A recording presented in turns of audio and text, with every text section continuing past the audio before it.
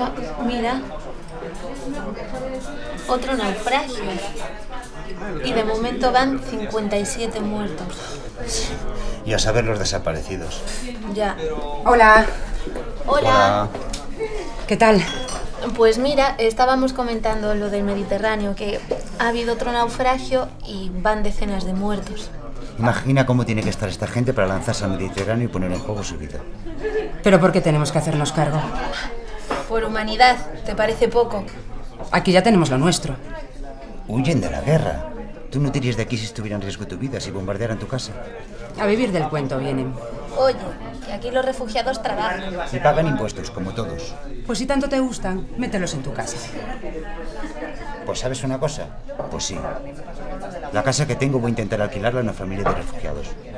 Yo no puedo ir al Mediterráneo, pero al menos podemos hacer algo para que aquí no se encuentren más obstáculos.